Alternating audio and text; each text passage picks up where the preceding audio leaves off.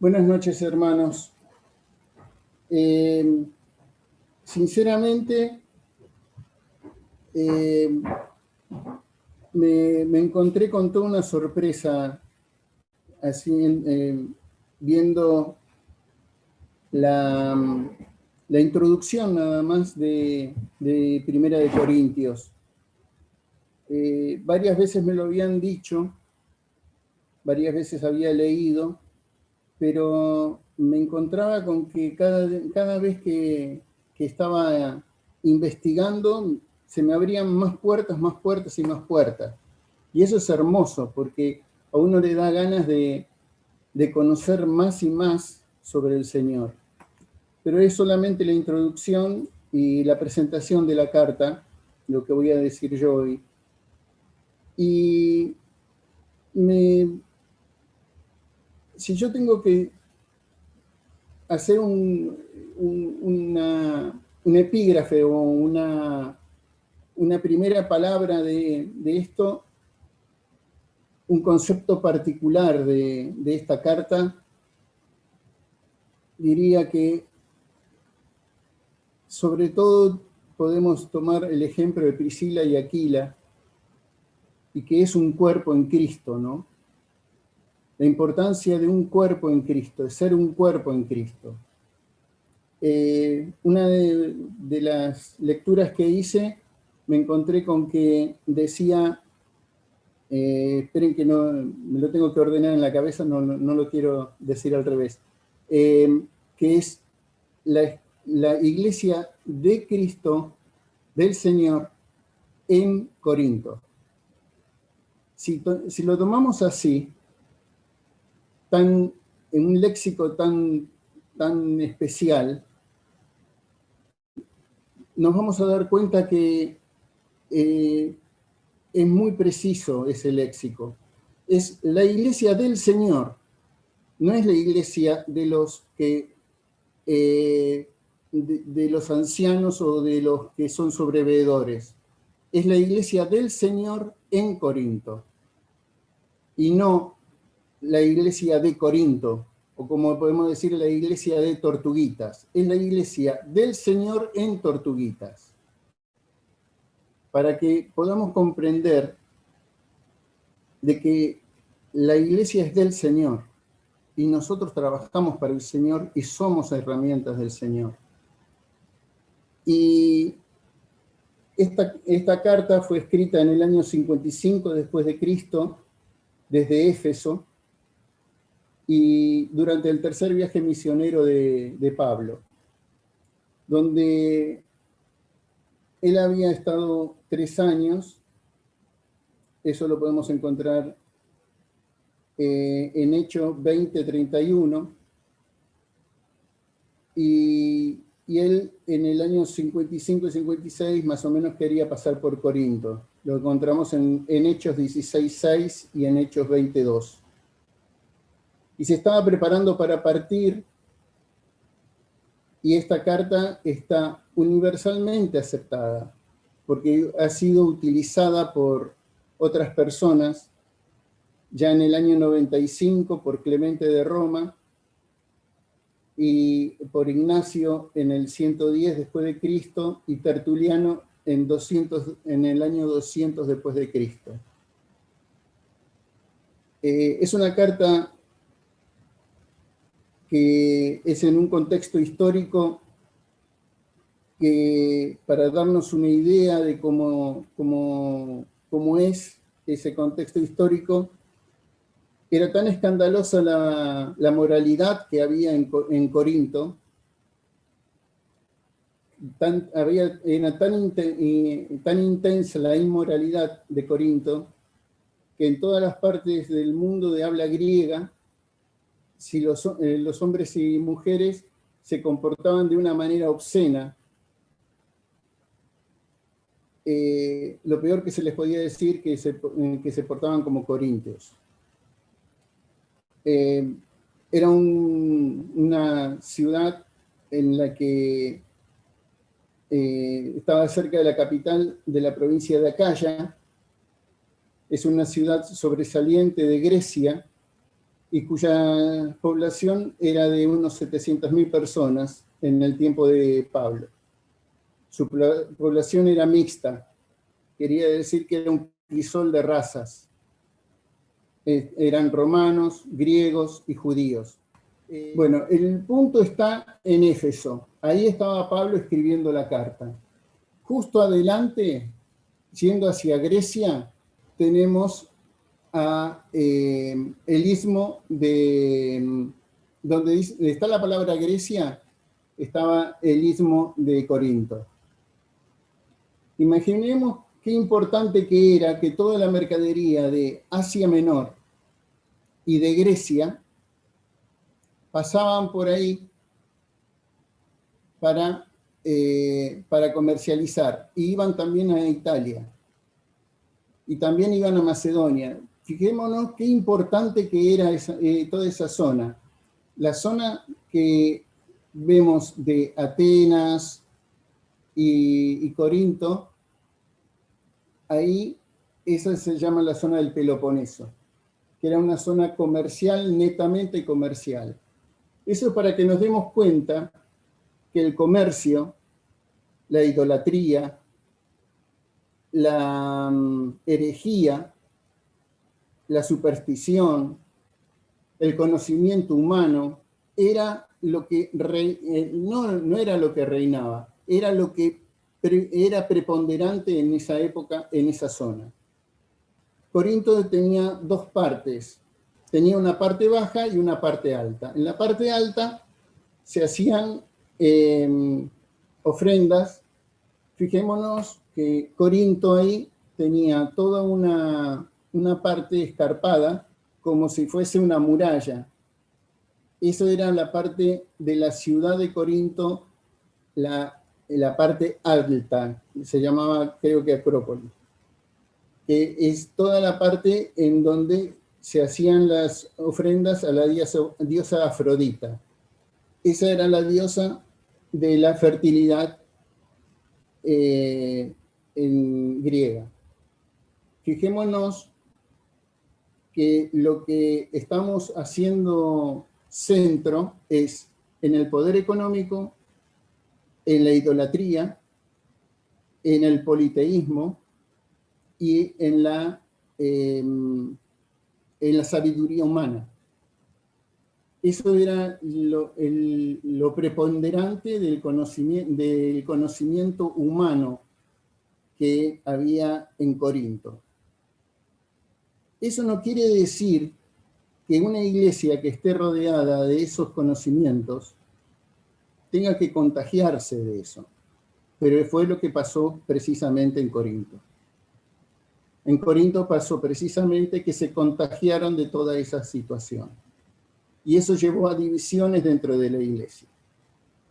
Entonces, decimos que Corinto estaba al sur de Grecia, en una provincia romana de Acaya, a 72 kilómetros al oeste de Atenas, en la parte baja del Peloponeso.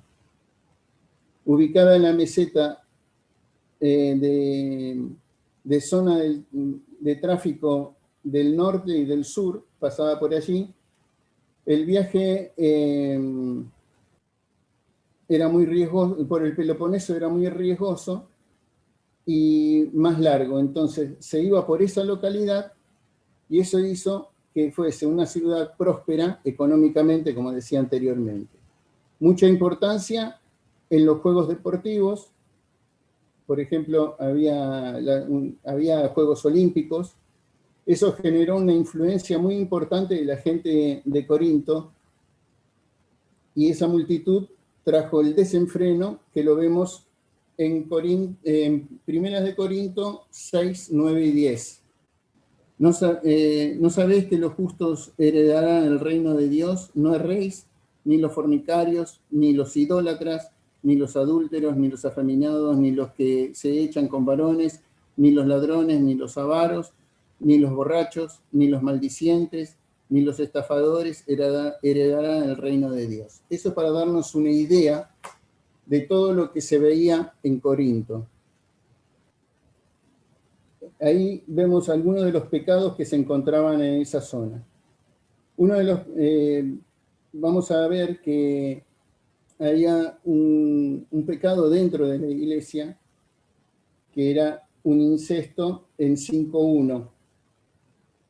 Y una de las costumbres adquiridas en otras de las culturas de la griega era poseer una acrópolis, como dije anteriormente, que estaba elevada a unos 600 metros y servía tanto como para defensa como para adoración a Afrodita, que se realizaba unas ofrendas, un culto a Afrodita.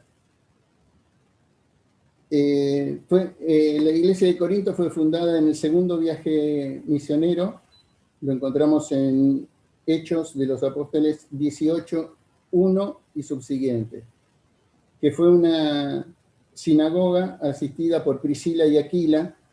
Poco después se unieron Silas, Timoteo y Pablo, que se abocó a predicar en las sinagogas. Pero anteriormente, Crispo, líder de la sinagoga, y su familia y otros de Corinto se convirtieron. Después de estar ministrando 1 año y medio en Corinto, en Hechos 18:1, Pablo fue llevado a un tribunal de Roma por algunos líderes judíos, por motivos civiles y religiosos. Y el procónsul Galión cerró el caso y Pablo llevó a Priscila y Aquilo de regreso a Israel. Ahora, en Corinto, en esta carta, vemos las cuestiones prácticas de la vida de la iglesia, los temas de la doctrina que preocupan a los fieles, los argumentos irresistibles con respecto a la enseñanza de la buena doctrina, los problemas morales y eclesiásticos, y echa luz sobre el estado de las iglesias establecidas entre los paganos. Después vamos a encontrar que empieza con un tema de los saludos, pero lo que yo quería destacar es que nosotros como cristianos tenemos que ser luminares en el mundo. Tenemos que iluminar. Tenemos que mostrar que somos distintos, que no podemos juntarnos con esas formas de pensamientos que había paganos, que había en aquel entonces, y muchos de los que estamos encontrando hoy. Pero acá Pablo hace una cosa que suele hacer muy seguido, que es hablar de cada una de las personas que colaboraron con él. Por ejemplo, habla de Cloé, que es una convertida que habitaba en Corinto, que fue la que le comentó las cosas que estaban sucediendo. Crispo, que es el principal de la sinagoga de Corinto, y creyó, él y su casa se convirtieron a la predicación de Pablo. En Hechos 18:8 lo encontramos. Gallo, que era cristiano de Macedonia, compañero de Pablo, juntamente con Aristarco, y fue arrestado y llevado al teatro, no precisamente a ver a Tota y al sapo. Lo sacrificaron. Murió. Durante un tumulto en Éfeso. En Hechos 19:29 encontramos eso. Fue converso en Derbe, de Laconia, y compañero de Pablo. Eso lo encontramos en Hechos 20:4, cristiano de Corintio, y Pablo lo bautizó y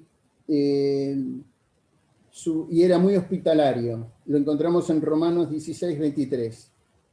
En 1 Corintios 1:14, y fue converso por Juan, en 3 de Juan 1. Otro de los que nombra es Estéfanas, que quiere decir corona, y fue las primicias de Acaya, en 1 Corintios 1:16.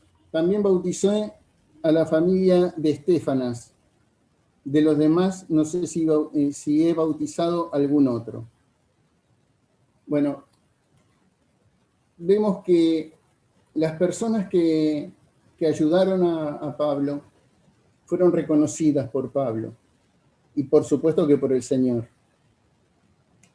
No podemos decir que toda la iglesia de Corinto estaba en el mal camino, pero había divisiones. Había divisiones como podemos encontrar.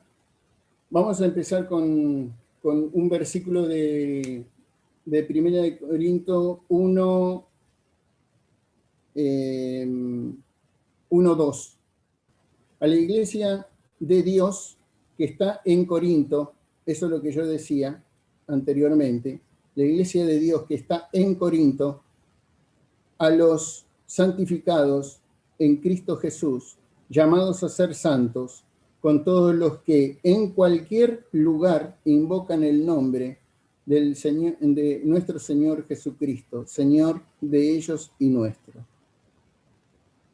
Qué hermoso es ser reconocido por la actividad o por el don que el Señor nos da a cada uno para poder trabajar para Él.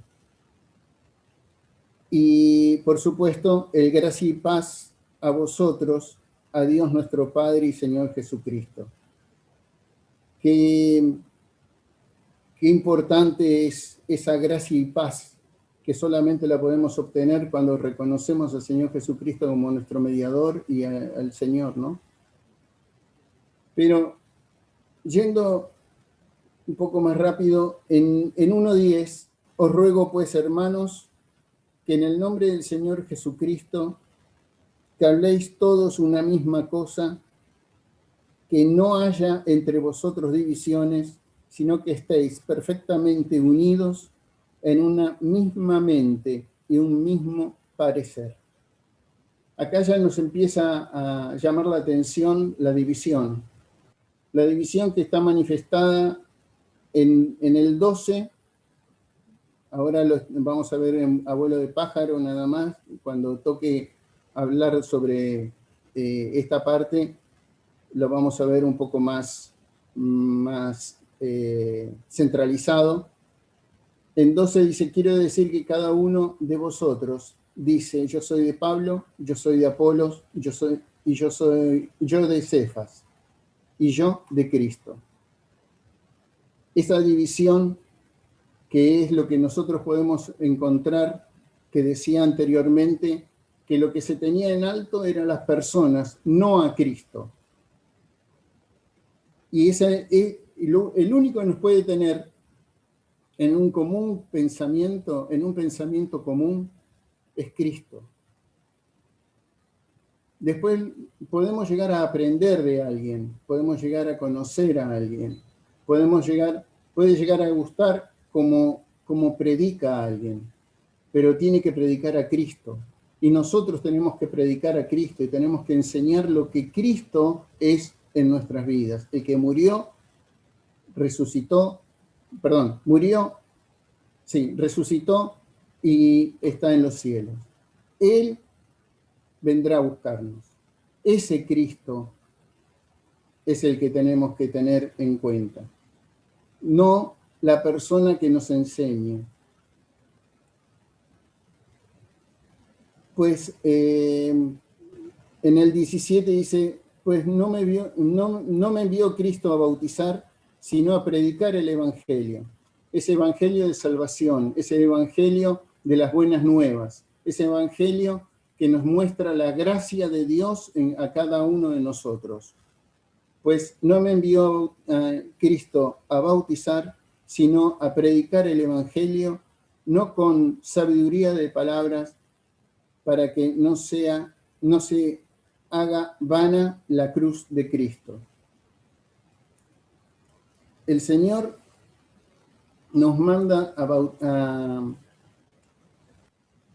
evangelizar, y a evangelizar por la obra de Cristo en la cruz.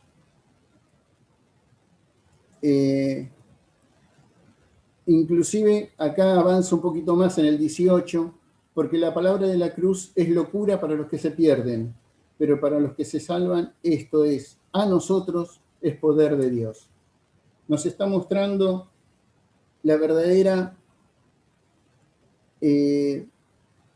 diferencia que podemos encontrar con lo que vendría a ser el mundo. Para muchos del mundo somos locos, creemos en algo que no vemos, y eso es lo que nos hace diferentes precisamente. En vez de locos nos hacen diferentes, porque tenemos la fortaleza en ese que no vemos y sabemos que nos ampara, nos cuida, ¿no? Y es nuestro pastor. En el versículo 30 dice, mas por él erais vosotros en Cristo Jesús, el cual nos ha sido hecho por Dios sabiduría, justificación, santificación y redención, para que, como está escrito, el que se gloría, gloríese en el Señor. Él también está sacando, Pablo está sacando todo conocimiento humano para tener el conocimiento de lo que hizo Cristo en cada uno de nosotros. Nuestro evangelio, el evangelio está vivo en cada uno de nosotros. Nosotros somos salvos por gracia, no somos salvos por obras. Nuestras obras no nos salvan, nos salva la cruz de Cristo, la obra de Cristo. Entonces, en el capítulo 2 estamos hablando de la necesidad de conocer y transmitir la sabiduría de Dios con sencillez y en la guía del Espíritu Santo. En 2.5 decimos, para que vuestra fe no esté fundada en sabiduría de hombres, sino en el poder de Dios. De nuevo está hablando de la sabiduría humana versus la sabiduría de Dios. No se puede comparar una sabiduría con la otra, un conocimiento con el otro. Lo que nosotros podemos llegar a conocer de Dios es siempre limitado. Todo lo que conozcamos nosotros de Dios es el orillo de lo que es el Señor. Después, en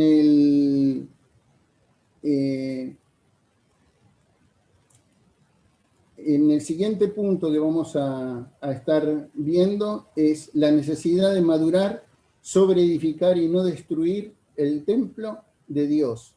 Eso lo vamos a encontrar en el capítulo 3, del 1 al 23. El alimento que tenemos que dar es un alimento que la otra persona tiene que saberlo, ver en nosotros. Y eso solamente lo podemos lograr con madurez. Y Pablo les dice, os di a beber leche y no vianda, porque aún no erais capaces, ni sois capaces todavía, porque aún sois carnales, pues habiendo entre vosotros celos, contiendas y disensiones, ¿no sois carnales y andáis como hombres? Este pasaje de 2 al 3 nos tiene que hacer pensar a nosotros también. ¿Estamos alimentándonos con el verdadero alimento celestial? ¿Con el alimento de la madurez que el Señor quiere de cada uno de nosotros? ¿Estamos en el camino que el Señor nos tiene preparado? ¿Somos verdaderos trabajadores para el Señor? ¿Somos herramientas idóneas? ¿Somos herramientas en el Señor? ¿Estamos capacitándonos para ser la herramienta que el Señor necesita? Él no nos necesita a nosotros, nos utiliza a nosotros. Y nos utiliza en la medida en que cada uno de nosotros podamos llegar a estar capacitados para trabajar. Él nos capacita para que cada día nosotros seamos mejores. No escatima ningún medio para que nosotros podamos ir aprendiendo cada día un poco más de lo que Él tiene para enseñarnos. Y nuevamente está poniendo Pablo acá personas que trabajaron con él. En el 3:6, yo planté, Apolos regó, y el crecimiento lo ha dado Dios. Tenemos personas que han trabajado para el Señor, y cada uno en su medida y con su limitación. Pero el que da el crecimiento en cada uno de nosotros es el Señor, el que nos fortalece a cada uno de nosotros para que nosotros podamos ir desempeñando las tareas que el Señor tiene preparado, está en cada uno de nosotros. Estos son algunos de los puntos que vamos a ir estudiando. También vamos a estudiar la necesidad de imitar el ejemplo abnegado de los apóstoles. Capítulo 4, del 1 al 21. En el 4:15 dice, porque aunque tengáis 10.000 ayos en Cristo, no tendréis muchos padres, pues en Cristo Jesús yo os he engendrado por medio del Evangelio. Acá está hablando del ayo. El ayo era la persona que guiaba a los jóvenes durante, mientras que tenían que estudiar. Vendría a ser el tutor. Y habla de que el Padre es Jesús, Cristo Jesús, y nos habla por medio del Evangelio, nos da el camino que tenemos que seguir. Por cuanto os ruego que me imitéis. 5:1 al 13, acá encontramos una situación bastante difícil de la iglesia. Está hablando de una fornicación y nuevamente está hablando de los pecados que se solían, o de los temas que se solían tocar en esos momentos. En 5:11 dice, más bien os escribí que no os juntéis con ninguno que llamándose hermano fuere fornicario, avaro, o idólatra, o maldiciente, borracho, o ladrón, con él tal ni comáis. Cuidar con quién se juntan y qué es lo que muchas veces terminan contagiándonos y creando esa disensión, y sobre todo la disensión del Padre, ¿no? Porque terminamos en el pecado y terminamos alejándonos nosotros. En la exposición 7 vamos a hablar de pleitos entre creyentes, en capítulo 6, 6:1 al 11. Acá estamos hablando de separaciones. ¿No sabéis que los injustos no heredarán el reino de Dios? No erréis, ni los fornicarios, ni los idólatras, ni los adúlteros, ni los afeminados, ni los que se echan con varones, ni los ladrones, ni los avaros.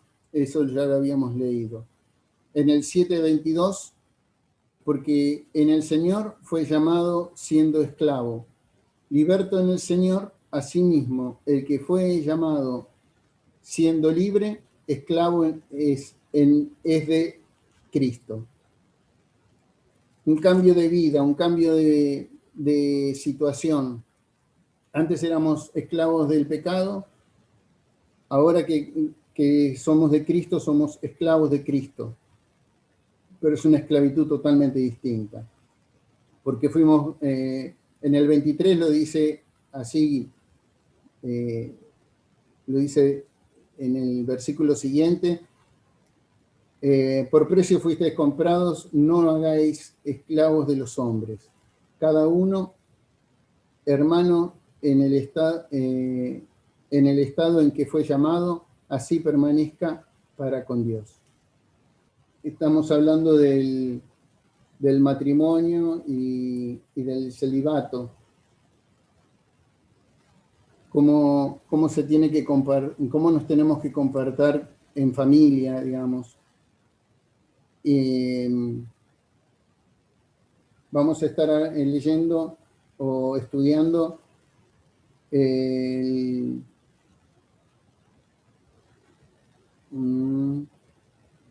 sí, el alimento ofrecido a los ídolos, el 10 del 8, el capítulo 8, 11 al 1, de eso ya estaba.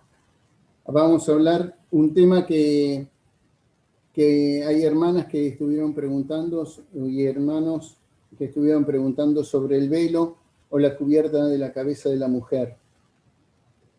En 11 al 12 vemos, pero en el Señor ni el varón es sin la mujer, ni la mujer sin el varón. Porque así como la mujer procede del varón, también el varón nace de la mujer, pero todo procede de Dios. Volvemos a hablar de la unidad, volvemos a hablar de ser el cordón de 3 dobleces, que es el matrimonio. Hablaremos en 11, en capítulo 11, del 17 al 34, vamos a hablar de la Cena del Señor. En 31 y 32,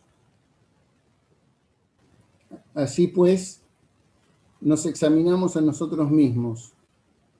No seríamos juzgados, mas siendo juzgados somos castigados por el Señor, para que no seamos condenados con el mundo. Así que, hermanos míos, cuando os reunís a comer, esperaos unos a otros. Si alguno tuviere hambre, coma en su casa, para que no os reunáis para juicio. Las demás cosas las pondré en orden. Bueno, acá una advertencia de Pablo.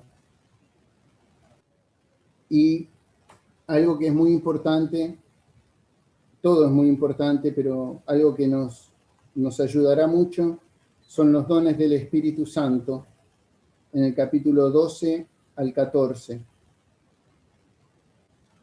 En 13, 4, 6, el amor es sufrido, es benigno, el amor no tiene envidia, el amor no es jactancioso, no se envanece, no hace nada indebido, no busca lo suyo, no se irrita, no guarda rencor, no se goza de la injusticia, mas se goza de la verdad. Todo lo sufre, todo lo cree, todo lo espera, todo lo soporta. El amor nunca deja de ser, pero las profecías se acabarán y cesarán las lenguas y la ciencia acabará. Porque en parte conocemos y en parte profetizamos. Esta parte es maravillosa porque nos hace dar cuenta que el amor que nos tiene el Señor es un amor muchísimo más vasto de lo que nosotros podemos llegar a imaginar. Y este capítulo en particular podría ser todo un estudio, porque todo lo que muestra es cada una de las facetas de lo que es el amor, que muchas veces en lo que nos lleva a la contaminación del mundo, a veces algunas cosas las dejamos pasar.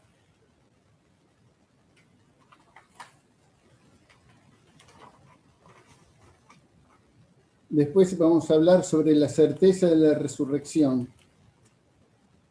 porque había un grupo que no creía en la resurrección del Señor. Es como algunas sectas que dicen que fue un holograma más o menos. ¿Qué hay pues, hermanos, cuando os reunís cada uno de vosotros? ¿Tiene salmos, tiene doctrina, tiene lengua, tiene revelación, tiene interpretación? Hágase todo para edificación. El hablar en lenguas, que es algo que se utilizaba en aquel entonces, que era necesario. Ahora ya no. Los cuerpos de los resucitados, esto es apasionante. El 15, 38 al 58.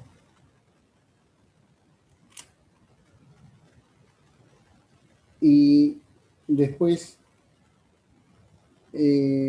vamos a hablar sobre la ofrenda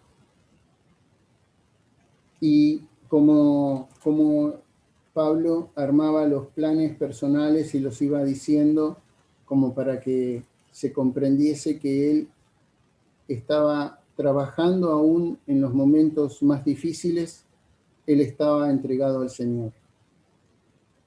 Esos son los, abuelo de pájaros, son los temas que vamos a estar tratando.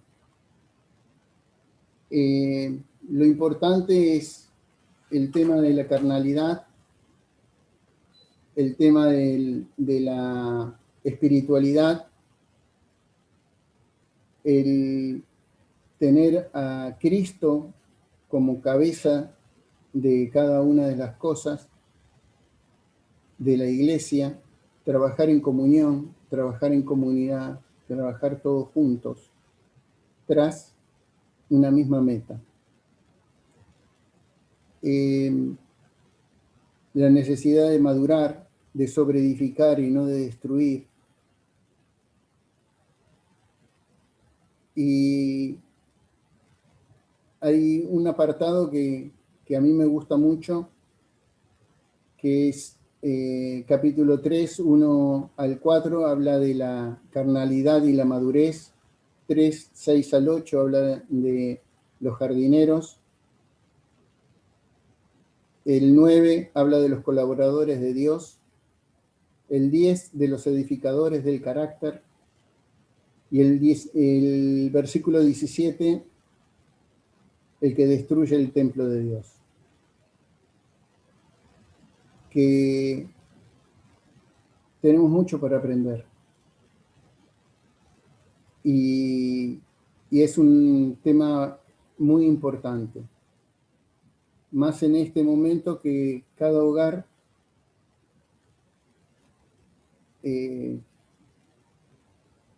cada uno de nosotros formamos una parte de la iglesia en nuestro hogar.